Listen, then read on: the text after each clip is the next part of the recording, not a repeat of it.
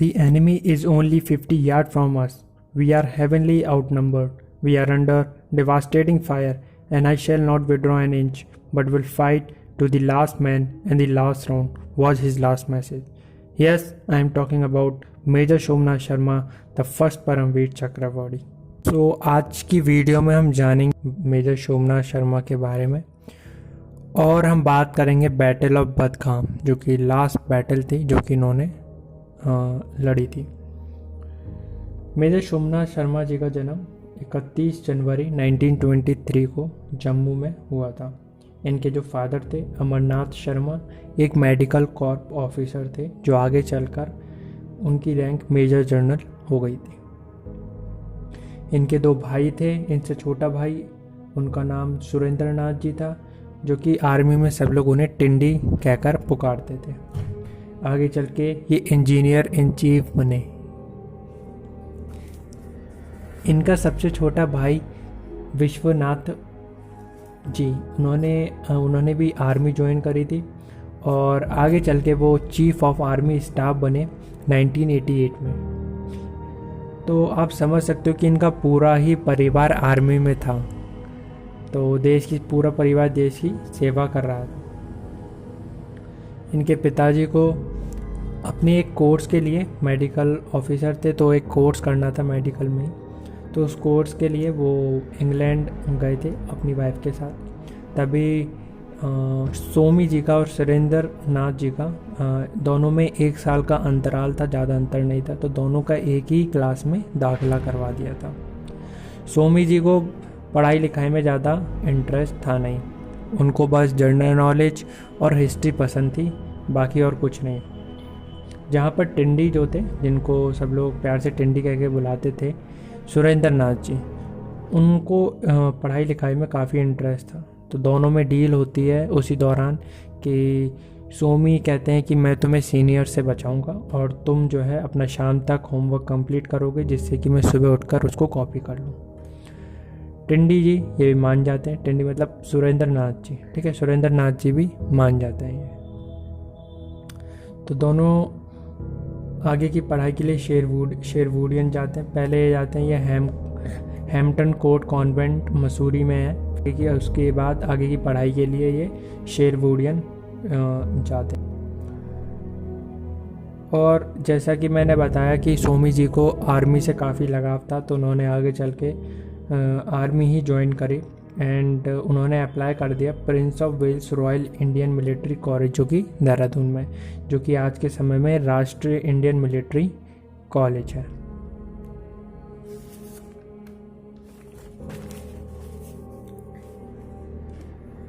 तो 1941 में उनकी पासिंग आउट परेड होती है, इंडियन मिलिट्री एकेडमी वो ज्वाइन करते हैं और 19 साल की उम्र में ही वो एक रेजिमेंट ज्वाइन कर लेते, कमीशन ऑफिसर बन जाते हैं।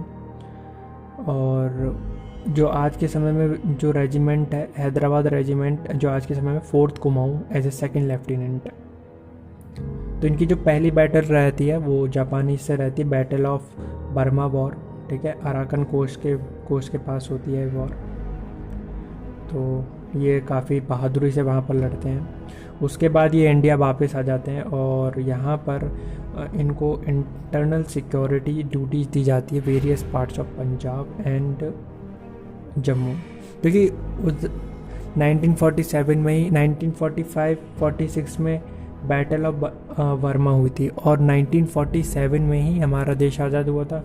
तो उस समय माहौल बहुत गड़बड़ा हुआ था कि माहौल ठीक नहीं था उस समय। लोग आपस में ही वहाँ पर सिविल डिस्टर्बेंस बहुत रहता था, वायलेंस बहुत रहता था। तो पब्लिक और पुलिस में तालमेल के लिए वो वहाँ पर जाते हैं, तो वहाँ उनकी पोस्टिंग हो जाती है। काफ़ी अच्छा काम करते हैं लोगों के साथ और पुलिस के साथ। उसके बाद तभी इंटेलिजेंस की रिपोर्ट आती है कि श्रीनगर एयरफील्ड पे हमला होने वाला है और बताया जाता है कि कम से कम 1000 लश्कर्स ऑफ पठान, जो कि लीड कर रही है पाकिस्तानी आर्मी, वो भेजे जा रहे हैं हमले के लिए श्रीनगर एयरफील्ड। तो जैसे ही उनको पता चलता है तो वहाँ पर जो तैनात आर्मी होती है, तैनात जो रेजिमेंट होती है, तो जो वहाँ के कमांडिंग इन चीफ ऑफिसर होते हैं, सीओ साहब होते हैं, वो अपनी पलटन को तैयार कर रहे होते हैं। तभी सोमी जी वहाँ पर आते हैं और उनसे रिक्वेस्ट करते हैं कि उन्हें भी इस ऑपरेशन में जाने दिया जाए। वो भी चाहते हैं। रीज़न ये था कि उन्हें नहीं जाने देने का कि उनका जो लेफ़्ट आर्म था पूरी तरीके से प्लास्टर्ड हो रखा था, क्योंकि उन्हें जिम्नास्टिक का काफ़ी शौक़ था। तो उसी दौरान, प्रैक्टिस के दौरान, उनका जो लेफ़्ट आर्म था वो इंजर्ड हो गया था और उस पर प्लास्टर चढ़ा हुआ था। लेकिन बहुत इंसिस्ट रिक्वेस्ट करने पे उनके सीईओ साहब मान जाते हैं और उन्हें जाने की परमिशन मिल जाती है। फाइटिंग पेट्रोल टीम होती है, वो 2 कंपनीज़ में बढ़ जाती है, A&D कंपनी में बढ़ जाती है। और उसके बाद जो पहली कंपनी होती है 4th कुमाऊँ, जो कि लीड कर रही थी अंडर सोमी जी, मेजर सोमी जी। और जो दूसरी कंपनी होती है वो लीड कर रही थी first para Kumaon under captain Ronald Wood. तो 2 कंपनी होती है, दोनों के अलग अलग लीडर होते हैं। तो जाते हैं, एक खबर मिलती है कि श्रीनगर एयरफील्ड से करीब 300-400 माइल, मतलब छोटा सा गांव है, उस गांव से कुछ खबर आती है कि ऐसा वैसा उस गांव में कुछ होने वाला है, गांव से ही हमला होगा। तो ये लोग उस गांव की तरफ मार्च कर देते हैं और चल देते हैं। तो यही होती है बैटल ऑफ बदगाम, ठीक है। यहाँ पर अब हम फाइनली अब उसके बारे में हम बात करने वाले हैं। बैटल ऑफ बदगाम जो कि 3 नवंबर 1947 को हुई थी। तो डिसाइड होता है कि सोमी जी वेस्ट की साइड से जाएंगे और जो डी कंपनी है, जो कि लीड कर रहे हैं कैप्टन रोनाल्ड वुड, वो अपनी कंपनी को ईस्ट की साइड से लेकर आएंगे, विलेज के ईस्ट की साइड। तो अब होता यह है कि मार्च हो जाती है, शुरू हो जाते हैं सब लोग। और जब वो वहाँ पर पहुँचते हैं, देखते हैं तो गांव बड़ा सन्नाटा रहता है, गांव में बहुत शांति रहती है। और इन लोगों को लगता है कि ऐसा कुछ भी नहीं है, यहाँ पर माहौल बिल्कुल ठीक है। सब लोग, वहाँ की सिविलियन थोड़ी डरी हुई रहती है, क्योंकि अक्सर ये रहता है कि आर्मी आती है तो लड़ाइयाँ होती रहती हैं, तो इसमें थोड़ा लोगों का नुकसान हो जाता है, तो उन्हें ये अच्छा नहीं लगता इस वजह से, ठीक है। तो वो थोड़े आर्मी से इतना अच्छे मतलब डरे हुए रहते हैं, तो वहाँ का माहौल थोड़ा ऐसे ही रहता है। उसके बाद मिलता है कि आप जो टीम मेजर सोमी जी लीड कर रहे होते हैं, उनको वेस्ट की साइड से जाना होता है गांव की, और जो टीम है पैरा कुमाऊँ, उनको ईस्ट की साइड से जाना होता है और राउंड लगा के वापस श्रीनगर एयरफील्ड आना होता है 1 बजे तक, रात के 1 बजे। जब ये जा रहे होते हैं तो इन्हें रास्ते में गांव के नीचे नाला, मतलब नाला होता है पास में, वहाँ पर नाले में कुछ लोग खड़े होते हैं, और जो कि वहाँ की जो ड्रेस होती है, चोगा, लंबे लंबे से चोगा होते हैं, ठीक है, लूज़, बहुत ही लूज़ कपड़े होते हैं वो, और वो पहने हुए होते हैं सब लोग। तो वो मतलब ऐसे ही लगते हैं कि जैसे कि वो वहाँ के लोग ही हैं। तो वहाँ के लोग जाते हैं और उनसे बात करते हैं, तो सब कुछ ठीक लगता है। ये वापस आ जाते हैं और जब ये रिपोर्ट करते हैं कि गांव तरीके से शांत है, ऐसा कुछ भी नहीं है यहाँ पर, तो जो इनके जो ब्रिगेडियर जो सीओ साहब होते हैं LP सेन, वो उनको ऑर्डर देते हैं कि ठीक है, जब सब ठीक है तो तुम वापस आ जाओ, ठीक है। तो जो डी कंपनी होती है, जो कि लीड कर रहे होते हैं कैप्टन रोनाल्ड वुड, तो वो कंपनी मार्च कर देती है श्रीनगर एयरफील्ड वापस। इधर सोमी जी होते हैं काफ़ी थके हुए होते हैं, उधर उनकी टीम थोड़ा सा आराम करने के लिए रुकी हुई होती है। तो सोमी जी कहते हैं कि ठीक है, हम शाम तक आ जाएंगे और शाम तक हम बदगाम पहुंचेंगे और उसके बाद फिर वहाँ से एयरफील्ड की तरफ चल देंगे। तो जब वो बताते हैं तो उनके जो सीओ साहब होते हैं, ठीक है, वो सपोर्ट करते हैं उनके इस डिसीजन को, और वो कहते हैं ठीक है, तुम थोड़ी देर बाद हो। तभी क्या होता है, कुछ टाइम बीतता है और जैसे ही कुछ घंटे बीतते हैं, उसके बाद क्या होता है, एकदम से गांव में हलचल सी शुरू हो जाती है। और वो हलचल ऐसे रहती है कि जो नाला की साइड जो लोग खड़े हुए थे, इन्होंने देखे तो वो एक्चुअली वहाँ के सिविलियंस नहीं, लश्कर से। जब उनको पता चलता है कि ऐसे ऐसे यहाँ पर गांव में आर्मी आ रही है, और तो उनके जो पाकिस्तानी जो मेजर होते हैं वो पूरी टीम को लीड कर रहे होते हैं, ठीक है। क्योंकि सारे लोग जो लश्कर से होते हैं वो ट्रेंड सोल्जर नहीं होते, ठीक है। तो 10 लोगों में एक पाकिस्तानी सोल्जर होता है जो उनको अंदर जोश भर रहा होता है लड़ने के लिए। और मेजर्स जो हैं उधर के पाकिस्तान आर्मी के जो मेजर हैं वो लीड कर रहे होते हैं।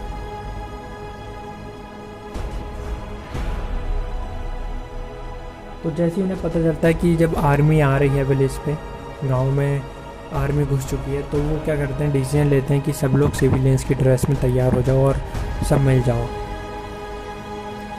तो सब लोग गांव में ही मिल जाते हैं, उनकी ड्रेस पहन लेते हैं, और जो उनके चोगास बहुत हल्के रहते हैं ना, कपड़े काफ़ी लूज रहते हैं, तो आराम से तुम उन कपड़ों के अंदर बंदूकें वगैरह छुपा सकते हो, कुछ पता नहीं चलता।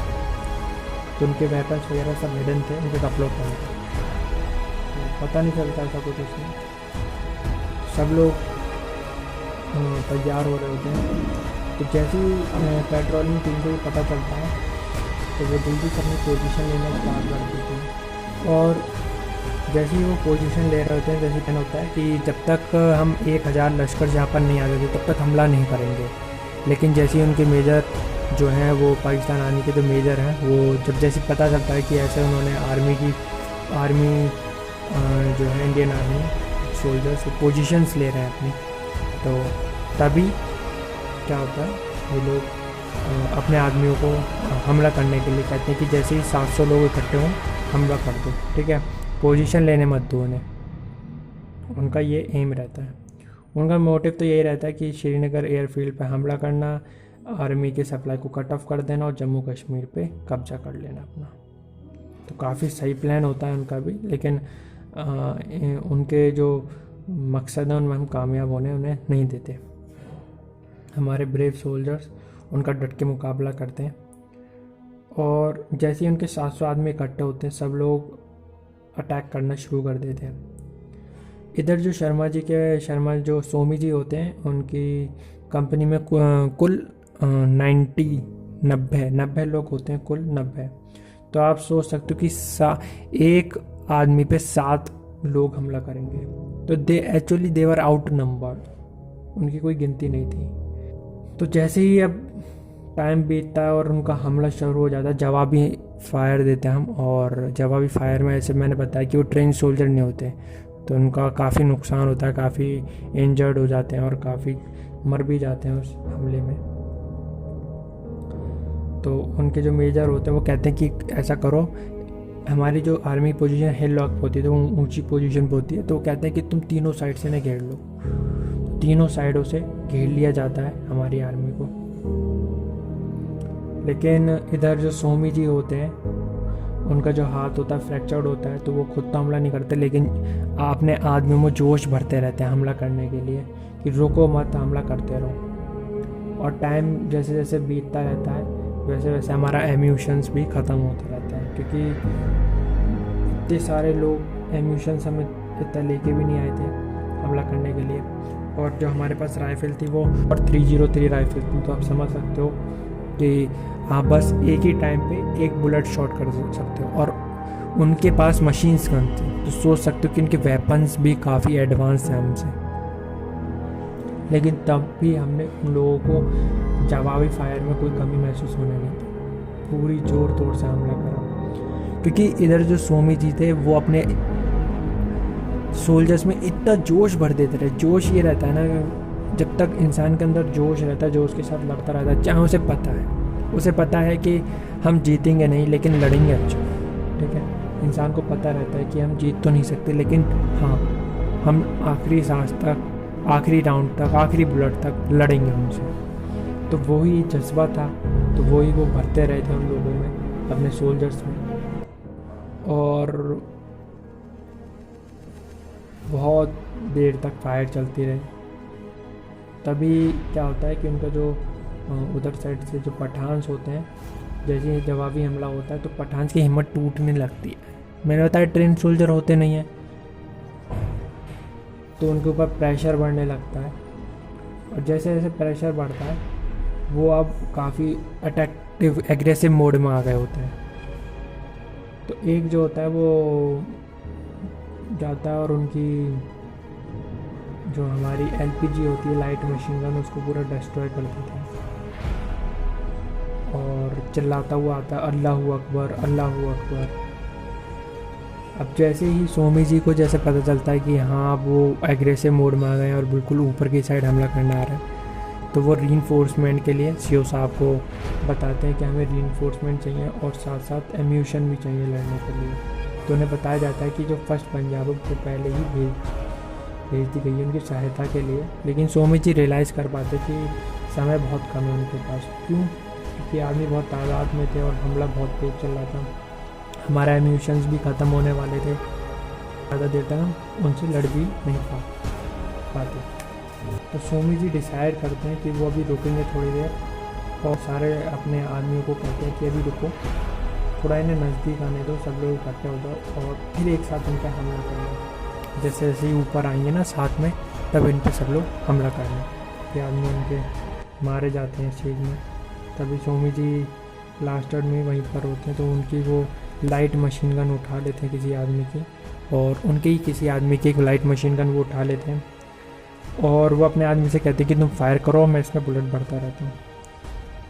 ठीक है, तो इस तरह वो कि वो खुद फायर नहीं कर पाते, उनका लेफ्ट आर्म इंजर्ड था, तो वो चिल्लाते हुए कह रहे थे इधर मारो उधर मारो, इस तरह बैठा। और कम से कम 5 घंटे तक वो उन लोगों को रोक पाए। 5 घंटे तक ये लड़ाई चल रही थी, बहुत तगड़ी लड़ाई चल रही थी। लेकिन राइडर्स को अब काफ़ी देर हो चुकी थी। जो पाकिस्तान लश्कर थे वो सोच रहे थे कि हम इन्हें जल्दी ख़त्म करके आगे, लेकिन हमारे आदमियों के अंदर जोश बहुत हाई था। और तभी हमारे जो इंडियन एयरफोर्स प्लेन्स हैं ऊपर की साइड से वो ट्रूप्स वगैरह भी भेजते हैं, और इधर जब दिखाई देता है कि स्ट्रेंथ काफ़ी अच्छी हो चुकी है हमारी, ठीक है, अब जवाबी हमला काफ़ी तगड़ा रहता है। और तभी वो अपने हेडक्वार्टर को ये मैसेज देते हैं जो उनके आखिरी वर्ड होते हैं, we are heavenly outnumbered, we are under devastating fire and I shall not withdraw an inch but will fight to the last man and the last round. ये उनका आखिरी मैसेज होता है हेडक्वार्टर का। ठीक है, प्लेन से उन्हें सहायता मिल रही होती है, लेकिन अब वो इतनी तादाद में होते हैं तो उन पर वो हमला कर रहे होते हैं। तो कुछ मिनट बाद ही उनके पास एक मोटर होती है, एक एनिमी की मोटर शैल होती है, वो लैंडेड करती है। सोमी जी के बराबर से एक एम्यूशन बॉक्स होता है और वहाँ पर वो गिरती है मोटर, और एकदम से ब्लास्ट होता है, और इसी में सोमी जी शहीद हो जाते हैं। और तो जैसे वो शहीद हो जाते हैं तो फिर तब उनके आदमियों का थोड़ा सा जोश हल्का होता है। लेकिन जो उनके सहायक होते हैं, हर एक ऑफिसर का एक सहायक होता है जो उनकी यूनिफॉर्म वगैरह देखता है, तो वो मशीन गन लेते हैं और जेसीओ सब में जोश फिर से बढ़ने लगते हैं। तो लेफ्टिनेंट जनरल शर्मा जो पूरे में होते हैं मिशन में, ब्रिगेडियर साहब इनके, वो बताते हैं सोमी जी की लीडरशिप इतनी तगड़ी थी कि उन्होंने अपने आदमियों में इतना जोश भर दिया था कि उनके जाने के बाद भी उनका आदमियों का जोश कम नहीं हुआ। और शायद यही कारण है कि आज वहाँ पर वो अपने मकसद में कामयाब ना हो पाए। तो कम से कम उनके सोमी जी के शहीद होने के बाद भी हम कम से कम 1 घंटे तक और हम उन्हें रोक पाते हैं, हमारे जवान उन्हें 1 घंटे तक और रोक पाते हैं। लेकिन अब एम्यूशन ख़त्म ही होने वाला होता है। बोलते हैं लेफ्टिनेंट जनरल शर्मा बोलते हैं कि वो बताते हैं कि लांस नायक बलवंत सिंह जो कि डी कंपनी के थे, उन्होंने एक बड़ा ही ब्रेव इनिशिएटिव लिया। उन्होंने कहा कि जितने भी सोल्जर्स थे, जवान से वहाँ पर, उन सबसे कहा कि तुम सब क्योंकि सबके पास एक राउंड या आखिरी राउंड रह गया था, 1 से 2 राउंड रह गए थे, तो सबके वो राउंड कलेक्ट करते हैं, अपनी गन रिलोड करते हैं और सबसे कहते हैं कि तुम लोग 2 से 3 मिनट का टाइम लेगा, पीछे की साइड से भागना, फील्ड में डिसअपियर हो जाना, पता नहीं चलेगा कब। तो फिर जैसे ही बोलते हैं तो बलवंत सिंह और उनके साथ 3 और आदमी रुकते हैं और वो कहते हैं अपने ट्रेंचेस से बाहर आते हैं और उनकी तरफ बिल्कुल हमला करने लगते हैं। इधर 2-3 मिनट का टाइम मिलता है, वो पीछे की साइड से उनके जो सोल्जर्स हैं अपने साथियों को वो बचा देते हैं।